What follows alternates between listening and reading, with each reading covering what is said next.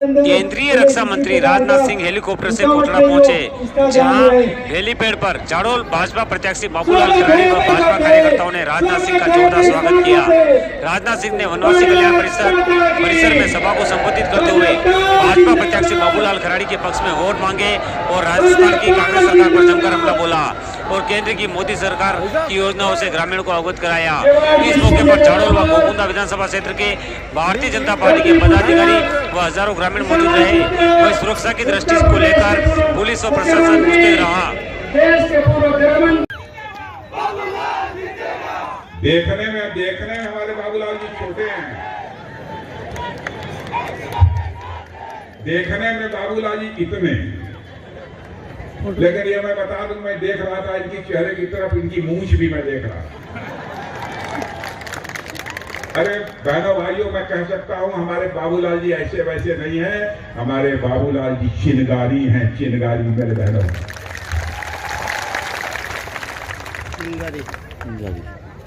अभी ने जीता के भेजना है यदि आपको, तो सब लोग हाथ उठाकर एक बार ताली बजाइए और चेहरा हम लोग क्या देख रहे हैं, यह सारा दृश्य देखिए, इधर देखिए, दाहिनी तरफ बाईं तरफ चारों तरफ बजाइए ताली, देखिए यह बात है।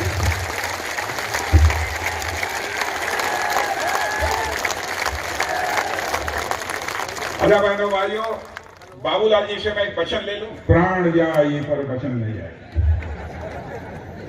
मैं जानता हूं बाबूलाल जी अपने वचन को पूरा करेंगे। चुनाव तो आपको जनता जिता रही है,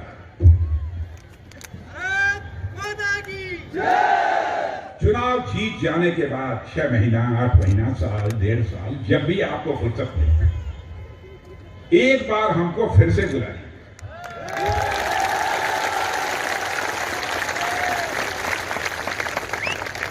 और बहनों भाइयों, बाबूलाल जी के जीतने के बाद यदि मैं आना चाहूंगा तो फूलों की हार पहनकर अपना स्वागत कराने के लिए नहीं आना चाहूंगा, बल्कि एक बार शीश झुकाकर आप सभी के प्रति आभार व्यक्त करने के लिए आना चाहूंगा।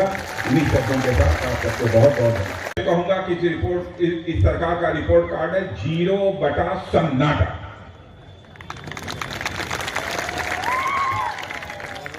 उपद्रवी तत्व यहाँ पर तांडव नृत्य कर रहे हैं और आपकी सरकार बिल्कुल चुप्पी साधे हुए बैठी है। भाई, तुष्टीकरण का रास्ता अपना कर आप यदि सरकार बनाने की कोशिश करते हैं तो ऐसी सरकार को लानत है। भारतीय जनता पार्टी का मानना है कि जाति, पंथ और मजहब के आधार पर राजनीति नहीं होनी चाहिए। राजनीति यदि होनी चाहिए तो इंसाफ और इंसानियत के आधार पर राजनीति होनी चाहिए। मेरे बहनों, ऐसा कोई त्योहार नहीं रहा इस कांग्रेस की हुकूमत में। राजस्थान में जबकि लूट, हिंसा, पत्थरबाजी की घटनाएं कहीं न कहीं न हो और हालात इतने खराब कि कांग्रेस की एक विधायक खुद कहती हैं कि मैं अपने को असुरक्षित महसूस करती हूं। माने सत्ताधारी दल की विधायक खुद कहती हैं कि मैं अपने को असुरक्षित समझती हूं। यदि सत्ताधारी दल की कांग्रेस की विधायक स्वयं असुरक्षित महसूस करती हैं, बहनों भाइयों, आप सब अपने को कैसे सुरक्षित महसूस करें? और मैं आपको यकीन दिलाना चाहता हूं, एक बार भारतीय जनता पार्टी की सरकार आप बनाकर देखिए, छोटी मासूम बच्चियों को बाबूलाल जी बता रहे कि उनको घर से उठा लिया जाए और मुझे यह बताया गया कि सिरोही की 8 साल की बच्ची, सांचौर की 2 नाबालिग बेटियां, नागौर के 7 साल बकी बच्ची। मैं अशोक गहलोत से पूछना चाहता हूं, गहलोत साहब, इन बेटियों का क्या कसूर, क्या अपराध किया था इन बेटियों? और मुझे जानकारी प्राप्त हुई कि अपराधियों तक जो इनकी पहुंच होनी चाहिए, शायद अपराधियों तक जिस हद तक पहुंच होनी चाहिए वो नहीं हो पाई। उच्च अधिकारी अभी गिरफ्त में नहीं है और ऐसी हुकूमत को लानत है मेरे बहनों भाइयों, जो अपने यहाँ के माताओं बहनों की इज्जत अजमत की सुरक्षा न कर सके, बेटियों की सुरक्षा न कर सके, उसे सत्ता में बने रहने का कोई अधिकार नहीं। कोई उंगली उठाकर नहीं कह सकता ये भी कोई भ्रष्टाचार का आरोप। तो मैं आपसे पूछना चाहता कि बहनों भाइयों, ऐसी सरकार बननी चाहिए जिस सरकार के विधायकों के दामन पर कोई भ्रष्टाचार की दाग न लगी हो, या वैसी सरकार बननी चाहिए जिस पार्टी के लोगों पर भ्रष्टाचार के गंभीर आरोप लगे?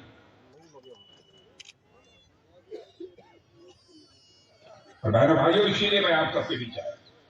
और इस बार का चुनाव मैं समझता हूं किसी पार्टी का चुनाव नहीं है।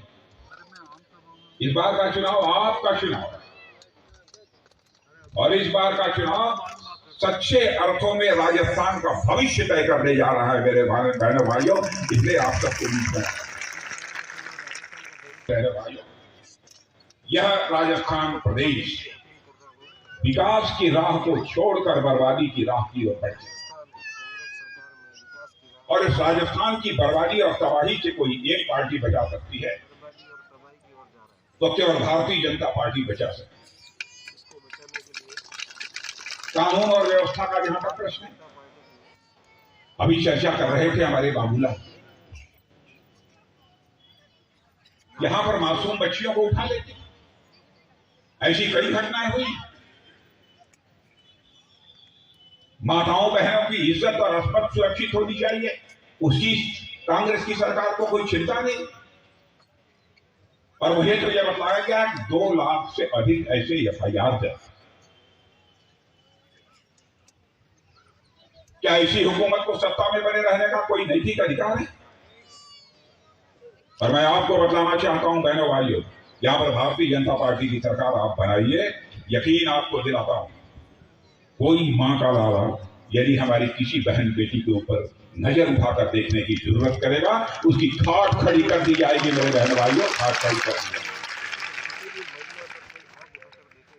यहां पर आए ही दिन कहीं न कहीं हत्या की, लूट की, तरह तरह की अपराध की घटनाएं होती रहती। मुझे बताया गया उदयपुर में कन्हैया लाल का गला काट लिया। क्या अपराध था कन्हैया लाल? भीलवाड़ा में तापड़िया के साथ, चित्तौड़गढ़ में रतनलाल सोनी के साथ, झालवाड़ में ई कृष्णा वाल्मीकि के साथ, अलवर में हरीश यादव के साथ, जोगेश यादव के साथ, चिरंजीव राव सैनी के साथ, योगेंद्र यादव खैरथल में, इनकी भी हत्या जिस प्रकार से हुई है मैंने बहनों भाइयों, मुझे लगता है कि राजस्थान की अब तक की जो सद्भाव वाली परंपरा रही है उसको कांग्रेस की सरकार ने पूरी तरह से तार तार कर राजस्थान को इस बड़े संकट से बचाने की जिम्मेदारी यदि किसी के ऊपर है मेरे बहनों भाइयों तो वह आप सबके।